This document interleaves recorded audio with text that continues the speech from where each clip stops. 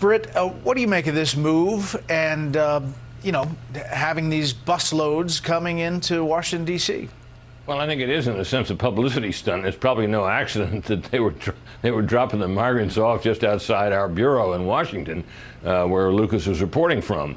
Convenient. But it's convenient, right? And I wonder how many other news organizations will really cover this event. Obviously, the intention is to shame the politicians in Washington, particularly in the administration, who seem unwilling or unable to do anything to really stop the flow of migrants across the border. When you've got even Fox hosts, and Brit Hume isn't exactly someone I'd peg as a liberal, who are able to very easily identify the extent to which Texas Governor Greg Abbott's decision to send migrants to D.C. was a publicity stunt, then you might be too much of a partisan hack for your own good. Now, if you've been watching my videos for the last few years, you'll know that I very, very consistently point out the fact that as soon as an election rolls around, Fox News and Republicans always, without fail, start talking about migrants and the southern border. And what do you know? We've got midterms around the corner, and Republicans like Greg Abbott have turned the migrant talking point up to a 10, with the Texas governor now shipping migrants on a bus to Washington, D.C. And where did the bus end up? Right outside the building that houses Fox News, which I guess was only incrementally easier than having them show up right on Tucker Carlson's front yard if your intention was to get this on air. And yet, this is what the Republican ecosystem looks like. You've got Republican politicians quite literally creating news stories for right-wing media, and then right-wing media running those stories all day long. And yet, while these politicians and media figures continue to game the system by manufacturing crises and then validating those manufactured crises, remember for a moment who isn't benefiting from all of this: the people represented by these Republicans. Imagine how they might be better served by elected officials who, instead of conjuring up news stories for Hannity and Tucker, actually served their constituents. But the constituents are the least of their priorities. Their only concern is manufacturing outrage to consolidate power for themselves. They don't see the government as a way to help people, they see it as a way to help themselves. And by the way, if you needed another example of Greg Abbott doing exactly that, consider another stunt he pulled just this week. In yet another protest against immigration, Abbott had the Department of Public Safety troopers inspect every truck entering the U.S. from Mexico, turning what are usually 2 to 3 hour waits for trucks carrying goods into the U.S. into more than 10-hour waits, resulting in traffic jams that look like this.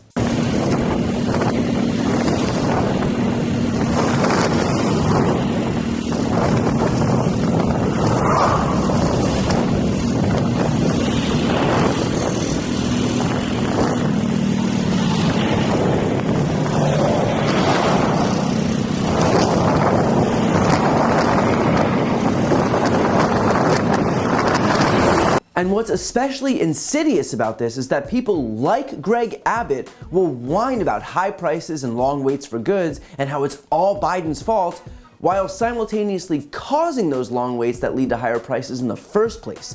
So when Texans don't get their furniture and their clothes, and Texas businesses don't get equipment and parts, they can thank the guy in charge of their own state who decided that he'd completely halt the supply chain because, hey, it's election time, and if we're not fear-mongering about migrants, then what are we even doing here? But the ugly truth is that Abbott and Republicans want the long waits and high prices and surging inflation because they know that Biden will take the brunt of the blame. Let's be honest, most people don't pay attention to what's going on, which, by the way, is why I'm so grateful that you're watching this, because this country and its leaders would be a much different place today if people were actually educated and informed.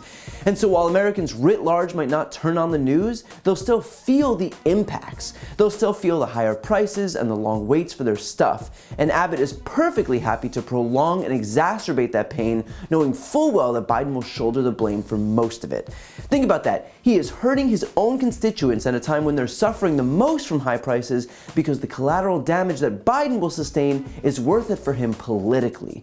I am sorry, but fuck that guy. So I'll just say this. Texans have the opportunity this fall to put someone in charge who isn't auditioning for Fox, but rather focused on helping people who need it.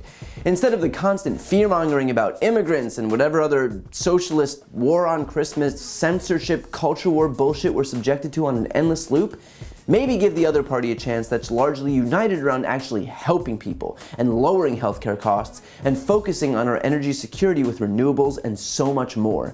The fear porn from the right is a choice, but so is having some hope in our future.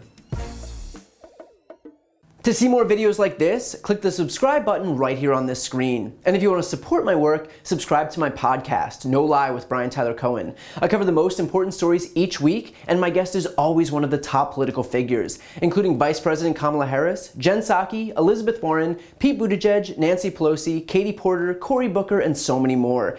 The podcast link is also right here on this screen, so give it a listen and subscribe on Apple Podcasts, Spotify, or wherever you listen to podcasts.